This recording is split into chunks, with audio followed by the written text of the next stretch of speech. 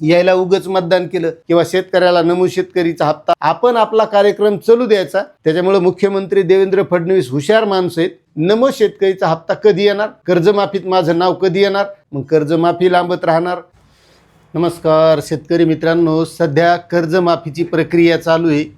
शेतकरी वाट बघायलेत पुढची यादी कधी लागणार, त्या यादीमध्ये आपलं नाव येईल का. ज्या शेतकऱ्यांनी आधार प्रमाणीकरण केलंय ते शेतकरी वाट पाहलेत आपले पैसे कधी येणार. त्याच्यानंतर आहे नमो शेतकरी योजना. नमो शेतकरीचे योजनेचे 2 हप्ते रखडलेले आहेत, त्याचीसुद्धा शेतकरी वाट पाहलेत. आणि बरेच असेसुद्धा व्हिडिओ आलेत की 15 ऑगस्टला हे पैसे शेतकऱ्यांच्या खात्यात येणार आहेत, दोन्ही एकदाच येणार आहेत. त्याच्यानंतर महाडीबीटीचं अनुदानसुद्धा रखडलेलं आहे, ते शेतकरी वाट पाहलेत. त्याच्यानंतर पीक विमा योजना सध्या आता 15 तारखेपर्यंतचा अर्ज भरायचे. त्याच्यात अर्ज भरणाऱ्यांची संख्या खूप वाढलेली आहे. असं सांगण्यात आलं आहे की 75 लाख शेतकऱ्यांनी अर्ज भरला आहे. मागच्या वर्षी शेतकऱ्यांना पीक विमा मिळाला नाही, मग ही पीक विमा फसवी कशी म्हणायची असं सुद्धा काही जणांच्या सांगण्यातून आलं आहे. पण यामध्ये काही गोष्टी मला थोड्याशा स्पष्ट करायच्यात, कारण माझा उद्देश असतो जे आहे ते स्पष्ट बोलायचं. तर माझा अनुभव असं सांगतो की शेतकऱ्यांना फक्त हे मिळाले या बाबतीतले व्हिडिओ बघायला आवडतात की या नमो शेतकरी योजनेचा हप्ता फलाण्या 20 तारखेला येणार, एकदा 4,000 मिळणार, पीक विमा आता असा मिळण्याची शक्यता, पीक विमा तसा मिळण्याची शक्यता, किंवा कर्जमाफी ह्या शेतकऱ्यांना इतका लाभ मिळणार, असं ऐकायला हे कानाला गोड वाटतं. आता मी थोडं स्पष्ट बोलणार आहे. माझा उद्देश असा आहे की आपलं चॅनल हे जास्त दिवस लॉंग टाईम चाललं पाहिजे. आणि जर खोटं बोललं किंवा काहीतरी आज फक्त शेतकऱ्याला पटावा असंच जर बोललं तर ते थोडे दिवस चालतं, पण या गोष्टी त्या शेतकऱ्याच्या लक्षात येतात किंवा ही माहिती सगळी खोटी देतो हा माणूस आणि हे बघायचं कशाला, असं सुद्धा होतं आहे. त्याच्यामुळे माझा उद्देश असतो की जी आहे ती सत्य माहिती सांगण्याचा, आणि यासाठी काय करायला पाहिजे. आणि असं शेतकऱ्यांच्या बाबतीत का होतं आहे की कर्जमाफी लवकर याद्या लागत नाहीत, लवकर पैसे येत नाहीत, नमो शेतकरी योजनेचे हप्ते रखडले ते सुद्धा शेतकऱ्यांना मिळत नाहीत, शेतकऱ्यांचा पीक विमा असतो तो लवकर मिळत नाही, शेतकऱ्याचं महाडीबीटीचं अनुदान आहे ते सुद्धा लवकर मिळत नाही. मग या सगळ्या गोष्टी मागचे नेमके कारणं काय आहेत हे महत्त्वाचं आहे आणि ते सांगण्याचा माझा उद्देश असतो. मात्र हे बऱ्याच लोकांना हे आवडत नाही, फक्त कमेंट करतात तारीख सांगा. नमो शेतकरी का मिळत नाही हे सांगण्याचा प्रयत्न केला तर फक्त तारीख सांगा. आता मला सांगा, जर माझ्यासारख्याला अशा तारखा माहीत असत्या तर तुमच्या खात्यात डायरेक्ट पैसेच टाकले असते का नाही? पटतंय काय? आता पीक विम्याचं एक उदाहरण सांगतो. आता पीक विमा काही लोकांनी सांगितलं की 75 लाख शेतकऱ्यांनी भरला आहे, आणि मग ही पीक विमा योजना फसवी कशी म्हणायची. हे विरोधी पक्ष काही म्हणलेत पीक विमा योजना फसवी आहे, शेतकरी संघटनाचे नेते म्हणलेत पीक विमा योजना फसवी आहे. पण आज लोकमतनं एक बातमी प्रकाशित केली, त्या बातमीमध्ये त्यांनी सांगितलं फक्त 10 तारखेपर्यंत 10 का 9 38 लाख फक्त शेतकऱ्यांनी पीक विमा भरलेला आहे. आणि जे 75 लाखाचा आकडा आहे तो त्या शेतकऱ्यांनी जे पिकं भरलेत, कोणी सोयाबीन, मूग, उडीद, कापूस असे जे पिकं आहेत त्या पिकांची संख्या ही 75 लाख वाली. आणि शेतकऱ्याला सांगण्यात येत आहे की ही पीक विमा शेतकऱ्यांना मागच्या वर्षीचा पीक विमा मिळाला म्हणून शेतकरी यावर्षी भरायले. आता मला सांगा, खरंच तुम्हाला पीक विमा मिळाला आहे का? मागच्या वर्षीचा पीक विमा तुमच्या खात्यात आला आहे का? आला असेल तर कमेंट करून सांगा. आणि ही जी काय माहिती बोलतोय मी सांगतोय यामध्ये तुम्हाला काही गोष्टी जर पटत नसतील, त्या माझ्या काही चुकतही असतील तर तशाही कमेंट करा की हे तुमचं चुकीचं आहे म्हणून, कारण मी त्या स्वीकारायला सुद्धा तयार आहे, कारण आपला उद्देश हा मन मोकळा आहे. आता तुम्हाला सांगतो, ही जी कर्जमाफीची योजना राबवणं चालू आहे, आता जे याद यायला उशीर व्हायला आहे, त्याच्यानंतर पैसे टाकायला उशीर व्हायला, याचे मुळात कारण एक आहे की या सरकारच्या मनात ही कर्जमाफी द्यायचं नव्हतंच. कारण या सरकारला शहरामध्ये जास्त विकास करायचा आहे.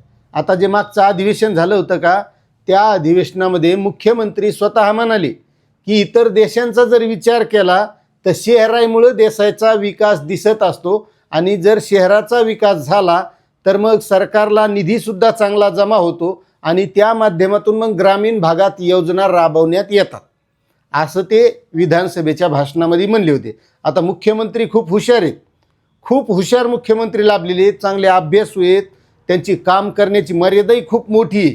आता गेल्या 2014 पासून आपण बघत आहोत. खूप हुशार माणूस आहे.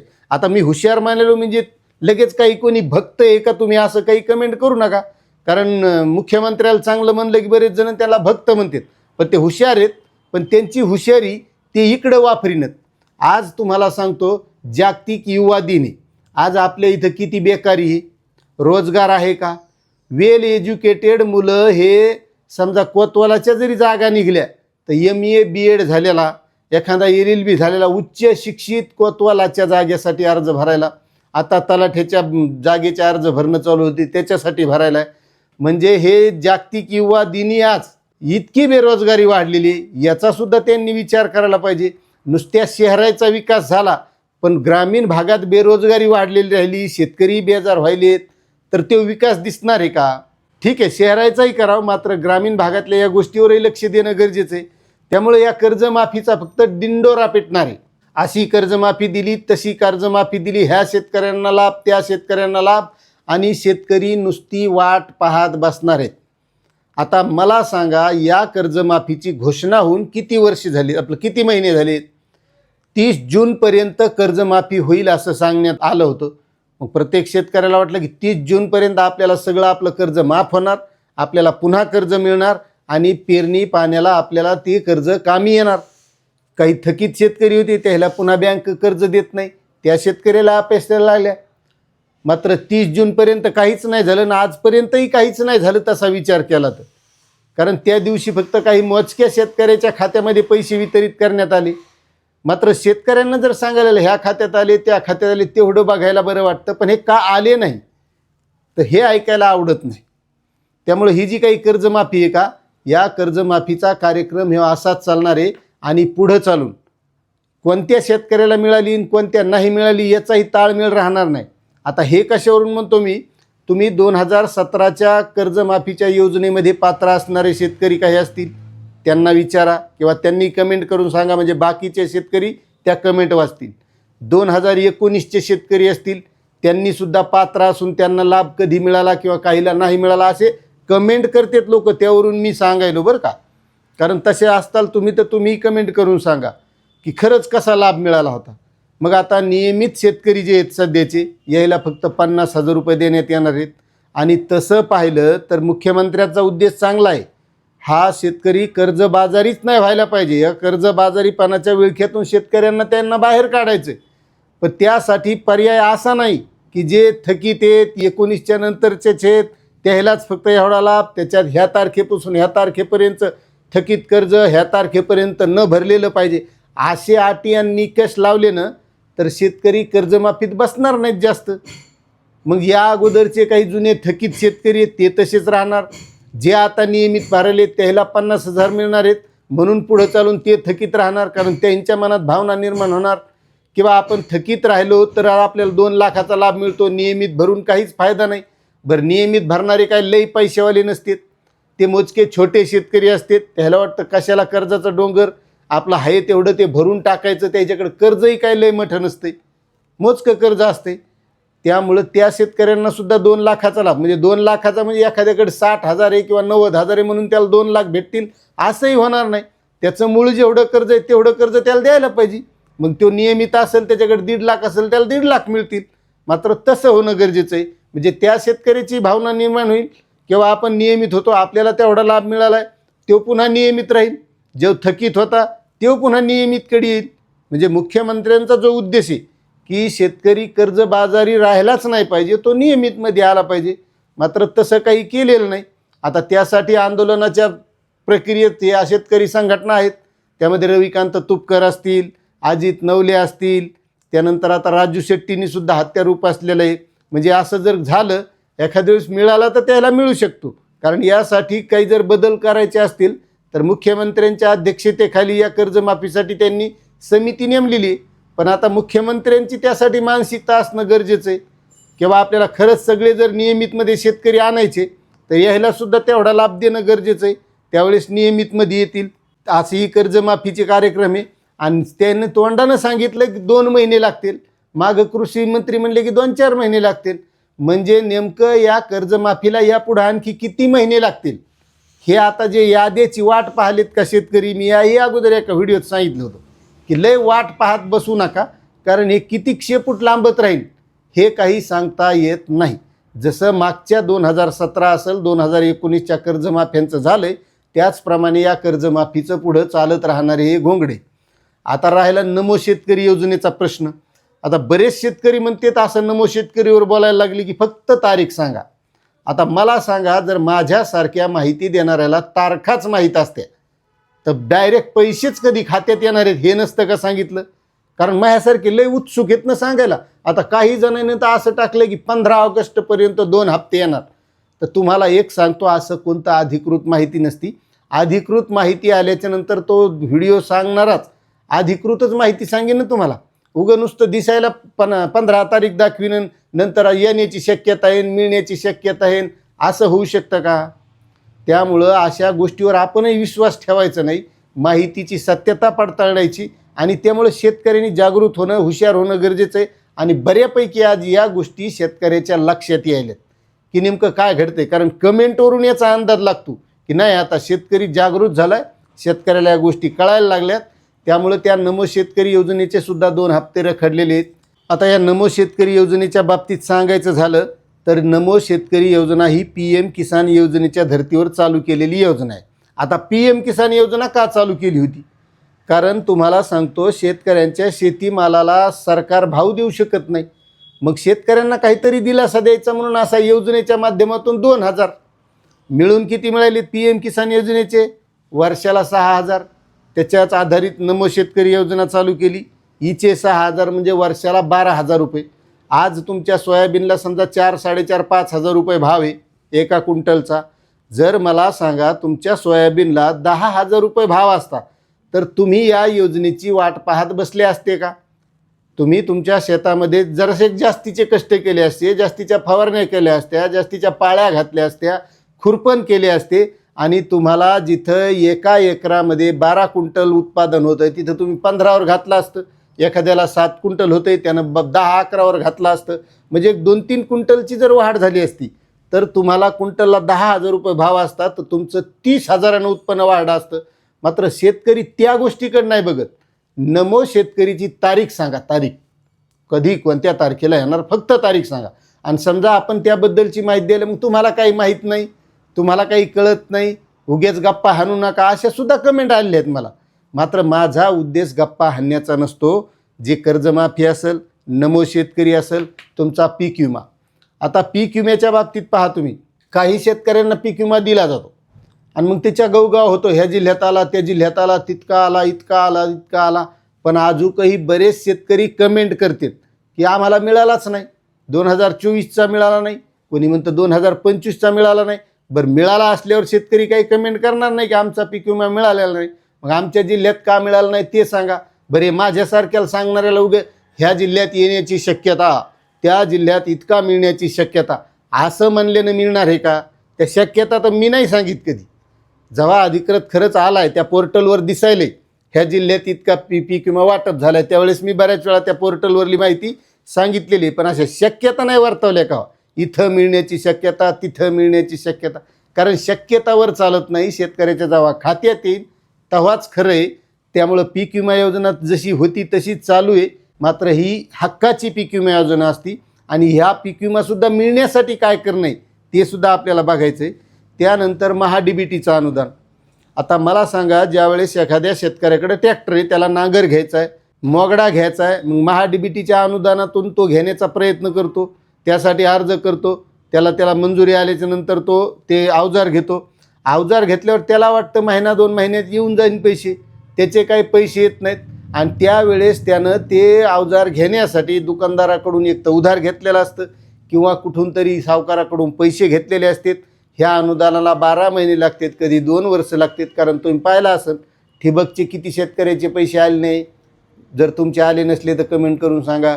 स्प्रिंकलरचे किती शेतकऱ्याचे आले नाही, तुमचे आले नसले तेही कमेंट करून सांगा. मग असे हे पैसे 2-2 वर्ष रखडल्याच्या नंतर त्या सावकाराचे पैसे व्याजात व्याज किती वाढत राहतं आणि मग ते भेटून अनुदान भेटल्याच्या नंतर त्या शेतकऱ्याला समाधान राहीन का? मग शेतकरी कर्जबाजारी कशामुळे राहिला आहे?